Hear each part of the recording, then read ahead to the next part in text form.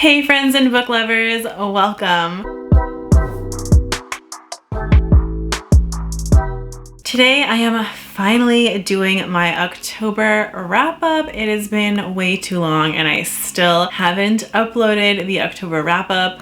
And today I was like, okay, this needs to get done. I need to upload it and finally have it on my channel. So we're doing it and I hope that you can enjoy it and commiserate with me because October was not the best reading month, but I did read some really great books. So even though I didn't read a lot, I still had a really amazing, like mostly 5-star month, and I will share with you what I did end up reading. So for this month, I ended up reading 4 books total. I had a ton of chonkers on this list, so it took me a while to get through all of them. And also October tends to be a really busy time of the year for me, and it's my birthday month, so I always have things and events to do around the time of October.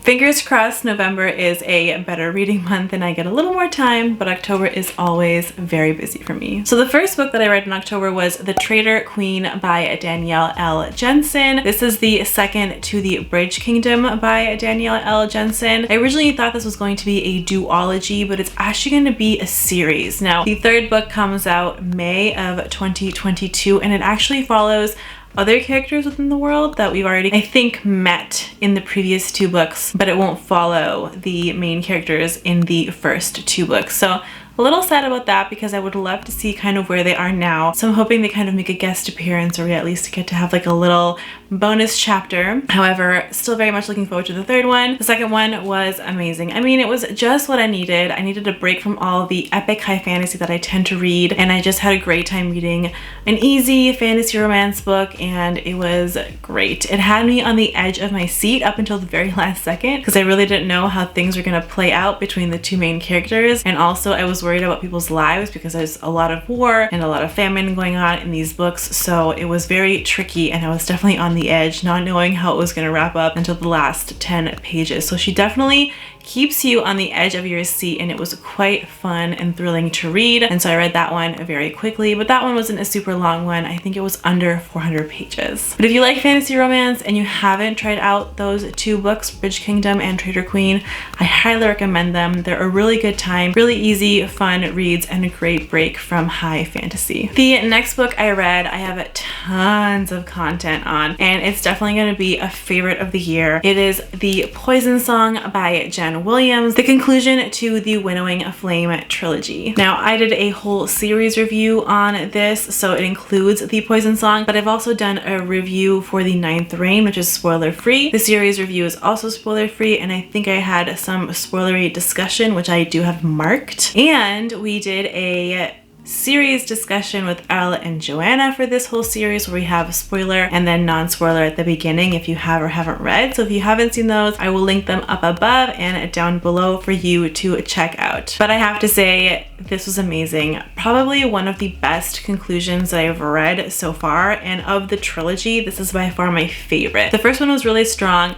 The second one was great, but it definitely had some problems that I didn't love, though it still got a 4.5 stars because I felt like those problems were quite minor. And this third one just knocked it out of the park. I mean, it was just such a great conclusion, and it was such a great way of things moving along in the story. One of my favorite characters has one of the best arcs in this story, and I absolutely love it. It is a great ending. It's also heart-wrenching, and there's also like a strange bit of hope at the end. So I don't know if that's signaling for her to possibly do another series in this world later on in time or not, but if you read the ending, you'll understand where I'm going with that. If you haven't read the ending, you probably don't understand. I would love to see more of this world from Jen Williams, but I don't think we have any word on that.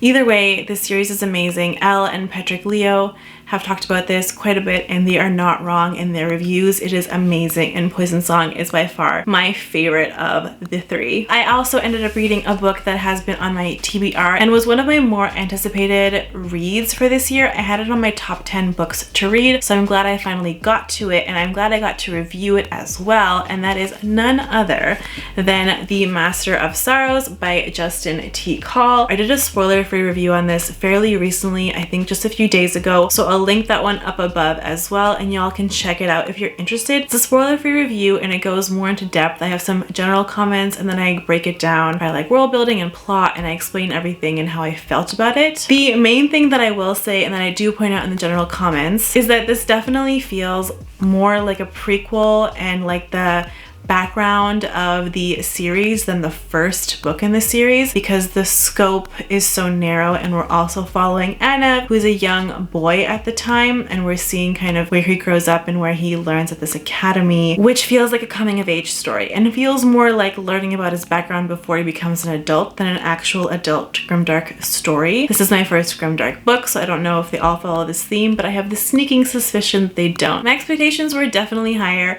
reading the premise, because I really thought we were going to see the hero become the Dark Lord, and I was so excited, but really that's the premise for the entire quartet and not just for this one book. And this series is going to be an epic 12-book series made up of 3 quartets. So the hero becomes the Dark Lord is kind of the premise for the first quartet, and that's not made super apparent. It almost makes it sound like it's going to happen in this book, but it's not. It's definitely more of a prequel vibe, so I think if you go into the book with that knowledge, it's probably helpful and you might enjoy it even more. I still had a great time with this. I still felt very involved and compelled, but definitely not what I was expecting at all, and you can definitely find more information on that in my review that I've posted. If any of you have read Master of Sorrows though, or are planning on reading it, let me know in the comments down below. I would love to hear more thoughts about this. I haven't heard a lot about this on BookTube. I've seen a little bit on Bookstagram, but not a ton on BookTube, so I would love to hear other folks' thoughts if they've read this already. And as I said, I've only read 4 books, so the last and final book that I read in October was absolutely a knock out of the park. It was amazing, and that would be Jade City by the amazing Fonda Lee. I was actually waiting to read Jade City before I pre-ordered Jade Legacy, and of course as soon as I finished reading, I ordered Jade Legacy. I cannot wait for that to come out. I am supposed to be reading and will be reading Jade War in the month of November. I'm waiting a few weeks so that when I read it, it's not too far away from Jade Legacy, because I know I'm gonna have a burning desire to get to the 3rd one right away, and I won't be able to. I'm a little concerned once I read Jade War that I'm gonna be really nervous for my characters. I definitely have some favorites even after reading Jade City, and I just don't want anything bad to happen to them, but there's a lot of really high stakes and a lot of really aggressive players in this book. I wasn't sure that I was gonna like this. I was like, mafia vibes, I love those. Hong Kong vibes, I love those, but I'm not sure how that's going to read in a novel. However, it's amazing. Fonda Lee does an incredible job of mounting the tension, and even at the slower, more character building parts, the tension is really amazing, and it's still really compelling, and it just grabs my attention and pulls me right in. I literally couldn't put this down. I was just binging and binging and binging it, and it was just so good. I cannot wait for the rest of the series. This is one of those BookTube darlings that I didn't think I was gonna like, or I didn't think I was gonna love as much as everyone else loves it, but I was proven very wrong. I absolutely adored it. The hype around this is really well deserved. It is well thought out, it is well fleshed out, and it's just really nicely done. There's not a lot of things I can think of that I would improve for this novel. I think that it was amazing, and I gave this a full 5 stars. I was just floored. Maybe it's because my expectations were a little lower for this one, but I was still floored, and it was such a great surprise. I always love going into a novel not being certain and then coming out and it being like a 5-star and it just being amazing. So really, really excited for the Jade War and Jade Legacy that will be coming out in December, and glad that I decided to pick it up in October and give it a shot. I know a lot of you have read this, and I know a lot of you have loved it, so just definitely thank you for pushing me to read it and getting me here, because it's a good place to be. So that is all for October. Hoping November is a little bit better, but we'll see as things start opening up and getting more social. I definitely find that I have a little bit less time for reading, so I certainly have to make more of an effort to read more this month. Hopefully with the holidays I'll have more of a break. If you like this video, definitely give it a thumbs up, as that does really help my channel. And if you've read any of the books that I discussed today, definitely leave a comment in the comments below. And if you like my content and you want to see more, please don't hesitate to subscribe.